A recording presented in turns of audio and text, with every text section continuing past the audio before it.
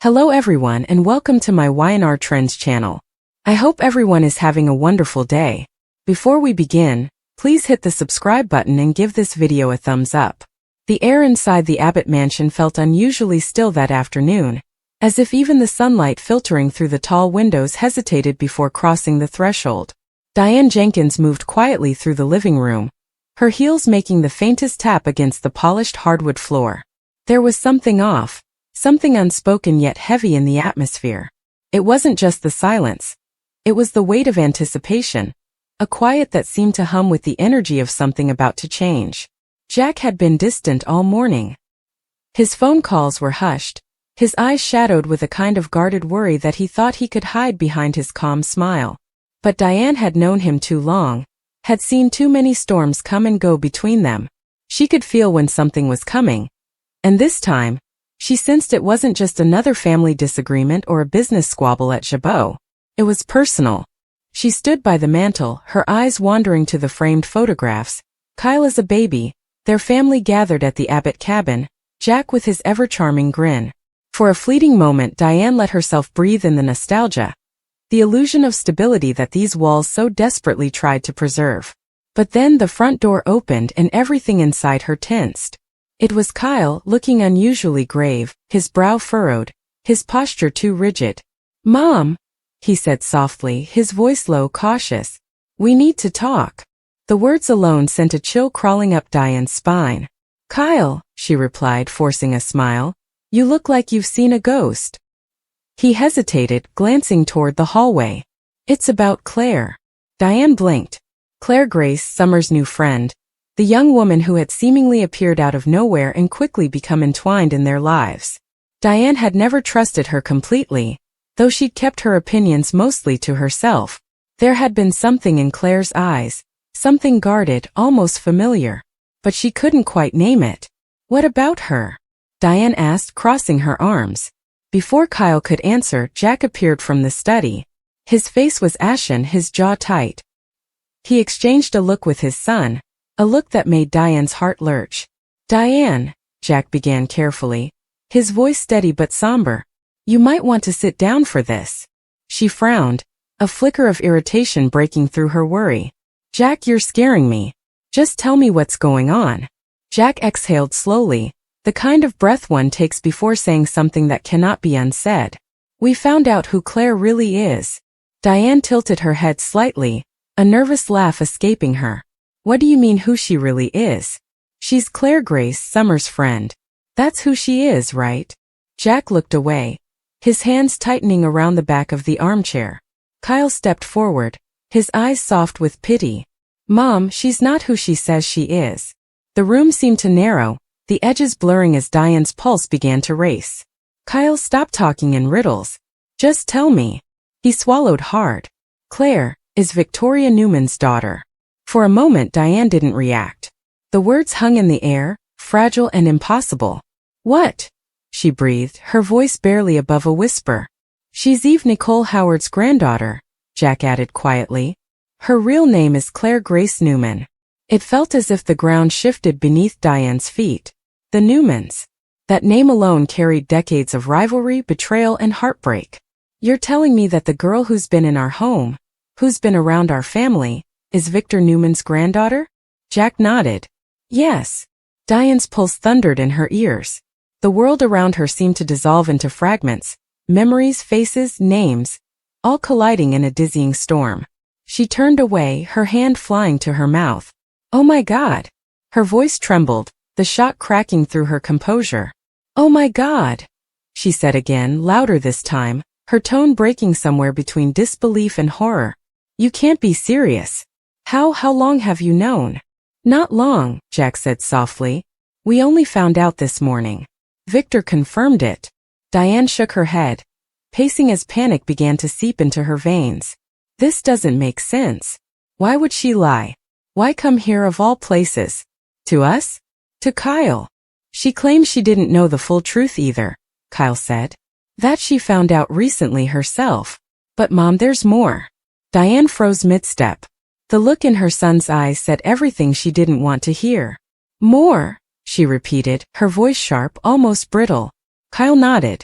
She's connected to Jordan. Diane's breath caught in her throat. The name alone was enough to conjure every dark shadow from the recent past, the twisted schemes, the trauma, the fear that had torn their family apart. Jordan? No, that can't be true. Jack's tone was grim. It's true. Jordan manipulated her for years. Used her. She was part of that whole mess, without even realizing it, apparently. Diane's chest rose and fell rapidly as she tried to make sense of it all. Claire, sweet, polite, unassuming Claire, had been walking around Genoa City as a living secret, a Newman, a pawn in Jordan's sick games. And she, Diane Jenkins, had never seen it coming. Oh my God! She whispered again, her eyes glistening as the weight of it crashed over her. She was right here. In our home. Around my family. And none of us knew who she really was. The silence that followed was thick and suffocating. Even the faint ticking of the grandfather clock felt too loud, too intrusive. Diane turned slowly toward Jack, her expression a storm of betrayal and disbelief. Do you have any idea what this means? She demanded. What this could do to all of us? Jack sighed, his voice low. I know, Diane. Believe me, I know. But Diane wasn't convinced.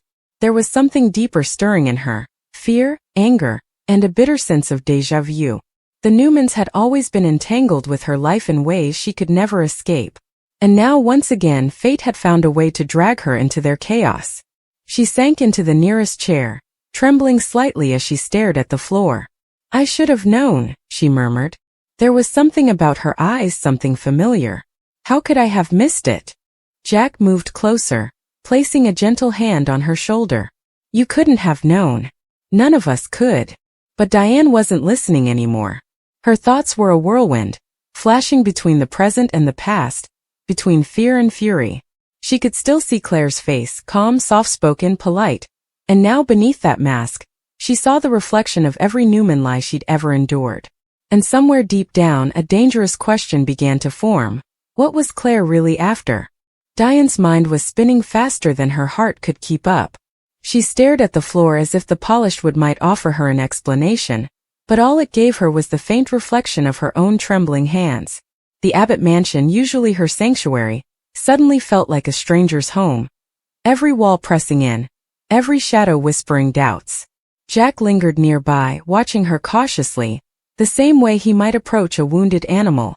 Diane, he began softly, I know this is a lot to take in. She lifted her eyes to him, and for the first time in a long while, there was no sharpness, no clever comeback, no icy armor, just raw disbelief. A lot to take in, she echoed, her voice cracking. Jack, that girl has been in our house. Around Harrison. What if she was planning something? Kyle quickly shook his head. Mom, I don't think she was. She seemed genuinely confused when everything came out. She said she didn't know she was a Newman until recently. Do you really believe that? Diane snapped, standing abruptly. After everything this family has been through, after Jordan, after all the lies, we're supposed to just take her word for it? Her anger filled the room like a sudden storm, sharp and electric. Jack stayed calm, though his expression darkened. I don't trust the situation either, he admitted. But I believe Claire might be as much a victim as anyone. Victor and Victoria seem convinced she was manipulated her whole life. Diane let out a shaky laugh, part disbelief, part hysteria. Oh, of course they do. The Newmans always find a way to twist a story until they come out looking like the saints. They've done it for decades, Jack. And now their long-lost granddaughter just happens to show up in our lives? Do you honestly think that's a coincidence? Jack hesitated, his silence enough of an answer. Diane turned away, pacing again. Her mind replayed every encounter she'd ever had with Claire. The polite smiles, the hesitant tone, the quiet curiosity. There had been moments when she'd caught Claire watching her a little too closely, eyes filled with something Diane couldn't read. At the time, she'd brushed it off as youthful shyness, maybe even admiration. But now it felt sinister. She was studying us, Diane murmured under her breath. Watching. Waiting. Kyle frowned. Mom, you're letting your imagination run wild. She wasn't spying on us. Wasn't she? Diane shot back, her tone icy. She was in this house under a false name, Kyle. How do you explain that? Jack stepped in before the tension between mother and son could snap completely. Enough, he said firmly. We don't know her motives yet, and we can't start assuming the worst. Not until we have proof. Diane glared at him. Proof? Jack, her existence is proof enough that something's wrong. You know how Victor operates. He keeps his family secrets buried until they explode. And when they do, everyone in Genoa City pays the price. Including us. Jack didn't respond right away. He knew she wasn't wrong.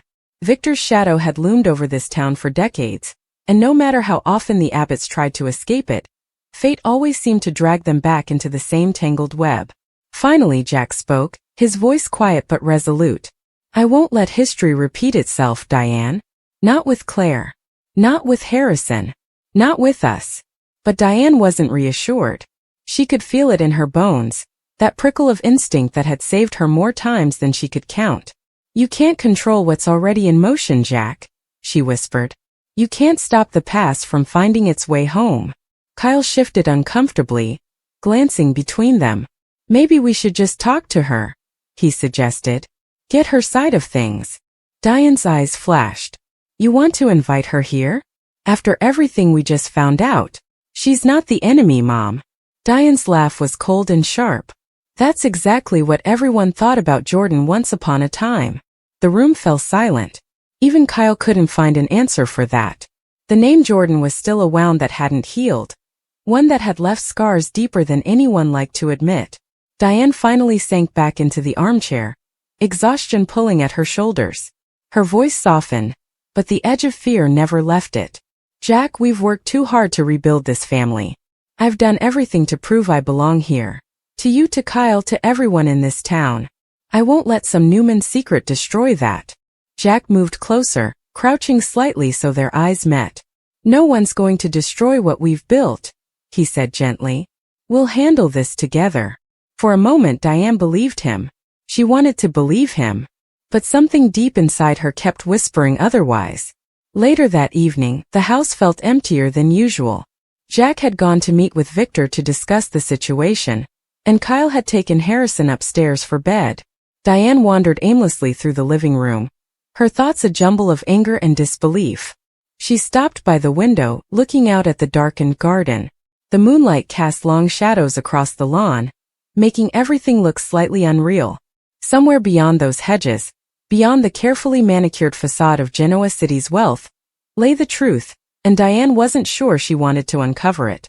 Her phone buzzed on the side table, jolting her from her thoughts.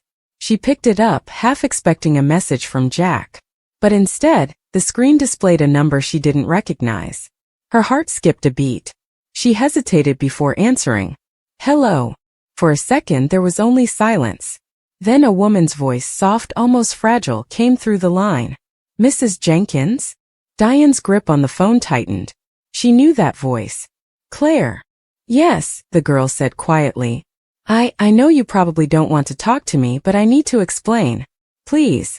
Every instinct in Diane screamed to hang up.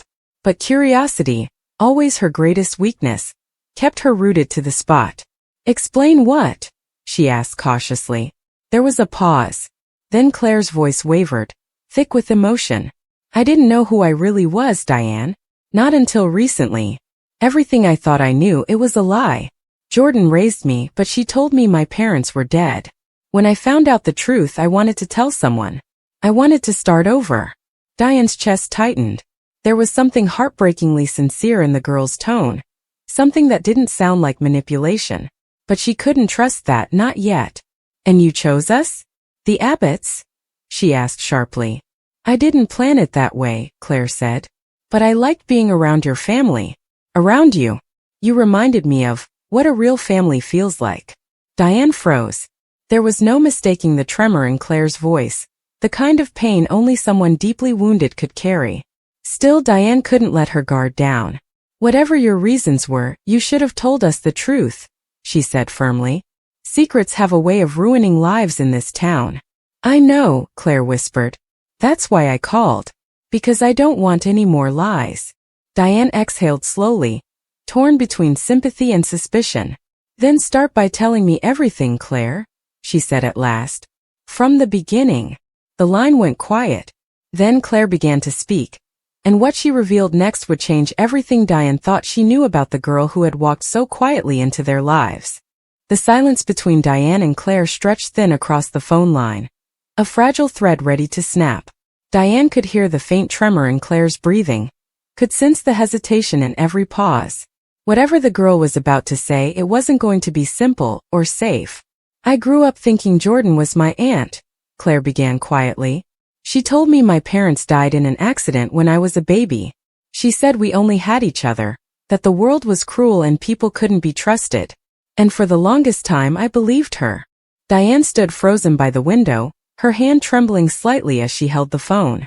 The night air outside felt colder now, as if the very world around her had drawn in a breath to listen. "She raised me in isolation," Claire continued. "No friends, no family, just her and me. I was homeschooled, barely allowed to talk to anyone.